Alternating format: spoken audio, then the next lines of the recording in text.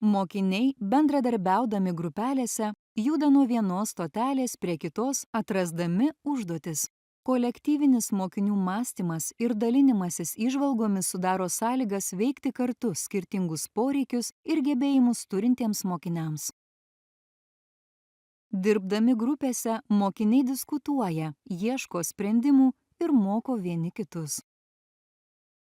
Mokytojas stebi grupių darbą ir teikia pagalbą tik tada, kai mato, kad mokiniams jos tikrai reikia. Taip skatinamas savarankiškas mokymasis ir tarpusavio pagalba. Mokiniai, atlikdami užduotis stotelėse per nustatytą laiką, valdo savo mokymosi procesą. Ieško ir savitais būdais apmąsto informaciją, prireikus pasinaudoja siūlomais pastoliais, įsivertina progresą. Praėjus 5 minutėms mokiniai vėl apsikeičia užduočių stalais. Karuselės ratui apsisukus, stotelėje esanti grupė komentuoja rezultatus ir savo veiklos būdą. Mokiniai kartu su mokytoja aptaria prie 6 stalų ir individualiai atliktas užduotis bei tai, kaip sekėsi jas atlikti. Mes skaitėme tekstą ir galvojame, ko čia trūks. Ir tada pastebėjom, kad galūnių nėra. Tai gali atrodyti šiek tiek juokingiau ta tarmė, kada kitas žmogus sako žodžius, kurie skamba įdomiau ir negirdėtai dar tam žmogui, ne jo tarme kalbama ir jam tiesiog tie žodžiai keistesni atrodo. Gerai, ačiū, Liepa. Po mokinių refleksijos mokytoja užtvirtina naujų žinių įsisavinimą tiksliniais klausimais, prašo mokinių paaiškinti pagrindines išmoktas savokas. Gerai, kaip manot, kodėl poetai, rašytojai pasirenka tarmiškai rašytą? Stef. Nes ši kalba labai sparčiai nyksta ir mums reikia pastangų, kad išsaugoti, todėl kaip poetai, kaip parašo tos eilėraščius ir visokius tekstus tarmiškai, tai labai mums kaip padeda išsaugoti tą kalbą tarmiškai. Gerai. Tos pačius žodžius ir jaučia laisviau, nevaržomi kalbą, kaip ir iš savo išminčių tiesiog rašo. Pirkė? Tarmiškas? Aukštaičių. Asonansas? Bendrinės. Ir ką tai reiškia, gal pamenat? Čia yra balsių pakartojimas. Ne pašaipa, balsių pakartojimas, kaip pavyzdžiui, meninės iškos priemonė. Gerai, bėda.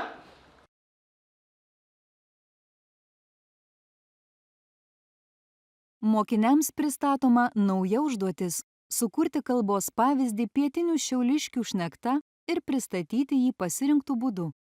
Jums reikia sukurti kažkokį kalbos pavyzdį. Dabar kas tai gali būti? Tai gali būti pasakojimas, tai gali būti anekdotas, tai gali būti trumpas dialogas, tai gali būti vaidinimas, tai gali būti video filmukas. Taip, pristatymas iki 3 minučių. Gali būti 30 sekundžių, gali būti minutė, gali būti 2, bet turit tilpti į 3 minutės. Gerai? Dabar labai svarbu, girdite? Labai svarbu, kad šitai užduočiai yra skiriamas 15 minučių. Galite dirbti klasėje, galite išeiti už durų, tik taip apsiribojam 1 aukštu. Ir už 15 minučių aš laikmatį uždėsiu, gerai? Jau tada bandysim eiti pristatyti. Šioje pamokos dalyje dėmesys skiriamas mokinių veiklai ir žinių raiškai skatinti. Tai 3 UDM principas, pajungiantis strateguojančius smegenų tinklus. Strateguojantys tinklai – tai neuronų tinklai, kurie fiziškai ir kognityviai reaguoja į atpažintus informacijos modelius ir valdo sudėtingą atsako į juos procesą. Norint užtikrinti sėkmingą mokymosi procesą, svarbu, jog mokiniai ir mokinės galėtų išreikšti tai, ko jau išmoko. Praktikoje dažniausiai taikomos 2 žinių raiškos formos – žodžiu arba raštu. Atsižvelgus į kiekvieno mokymosi skirtumus, svarbu suteikti galimybę pademonstruoti savo žinias ar veiklos rezultatus ir kitokiais būdais – per fizinę raišką, meninius sprendimus. Planuodami pasirinktą veiklą mokiniai išsikelia veiklos tikslą, planuoja procesą, stebi ir vertina savo veiklos kryptingumą. Mokinių įgalinimas sukurti veiklas, pritaikant įgytas žinias, skatina savivaldį strateguojantį mąstymą. Mokiniai išsikelia konkretų tikslą, planuoja procesą tikslui pasiekti, atrenka, pritaiko informaciją, ją papildo nauja ir sieja su turimomis žiniomis. Siekdami numatyto rezultato, mokiniai stebi ir vertina savo veiklą, reikalui esant ją koreguoja. Veikdami grupėje, mokiniai mokosi pasidalinti vaidmenis ir veikti kartu, kiekvienam priimtiniausiu būdu. Taip mokiniai ne tik išreiškia įgytą žinojimą ir gebėjimus, tačiau ugdosi mokėjimo mokytis kompetenciją. Tai kad tu kaip ponas čia, viską tik savo, o aš tik pasidalint norėjau, mokytis gerai.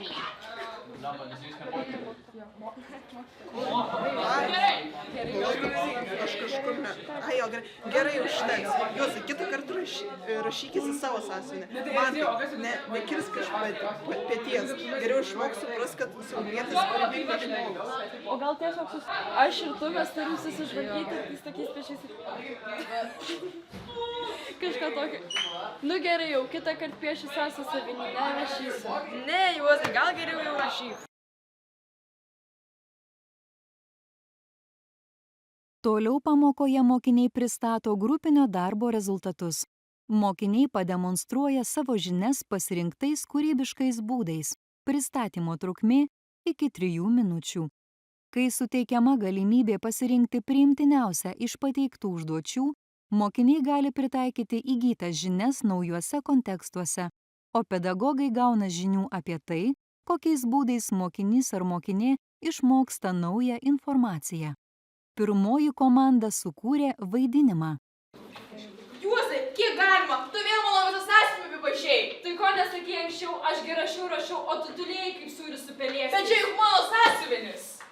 Tai koks skirtums, raidės tas pačias, popierius tas pats, be to aš gražiai surašiau, net mama didžiuotus.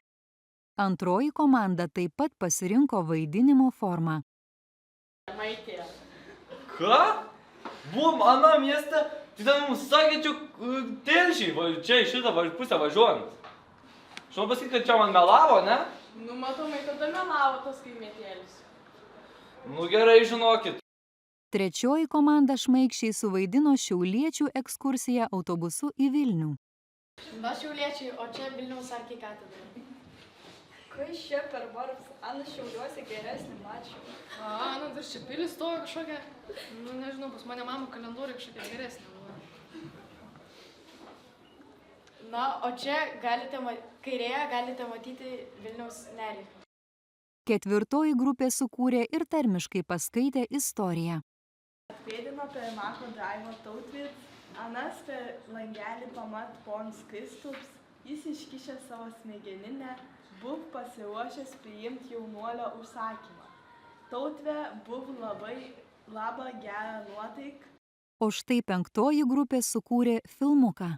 Sveiki visi, aš esu Faustas, aš iš Šiauliečių krašto, aš esu lietuvis.